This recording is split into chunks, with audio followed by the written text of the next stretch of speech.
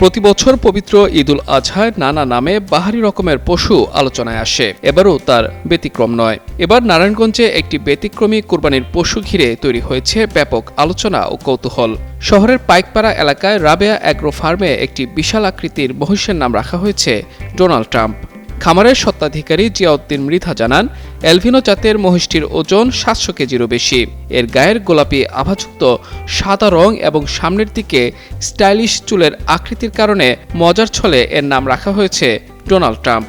Donald Trump নামটা দেওয়া হয়েছে বেসিক্যালি ওর চুলটার কারণে। ওর সামনের দিকে চুলটা দেখেন, চুলটার কারণে ওর আমার ছোট ভাই ওর নামটা দিয়েছে ডোনাল্ড ট্রাম্প। এটা এলবিনো জাতের একটা মহিষ, গোলাপি মহিষ বলা হয় আর কি। এটা বিক্রি হয়ে গেছে। এটার আনুমানিক এখন ওজন আছে 700 কেজি থেকে কিছু কম।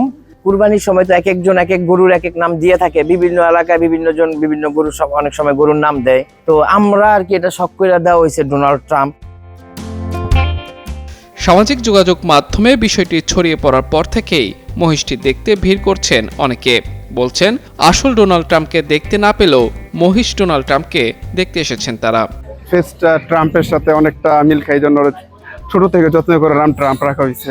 মানে এটা তো আমাদের এলাকার গরুই, এটার নাম হলো ডোনাল্ড ট্রাম্প। আমেরিকার প্রেসিডেন্টের নাম হলো ডোনাল্ড ট্রাম্প, কিন্তু তাকে তো দেখতে পারি না, সেই কারণে এটাকে দেখতে আসছি।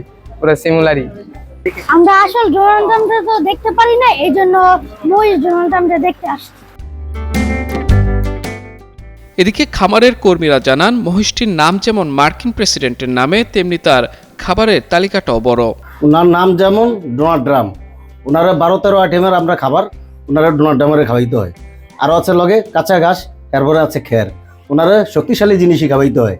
আমরা বাংলাদেশের বাহিরে যেরকম ডোনাল্ড ট্রাম্প নাম শুনছি, আমগো বাংলাদেশে আমরা ডোনাল্ড ট্রাম্প তৈরি করতেছি।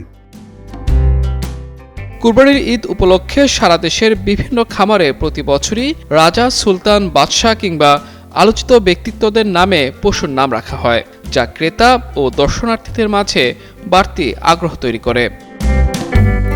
মাহমুদুর রহমান, যুগান্তর নিউজ।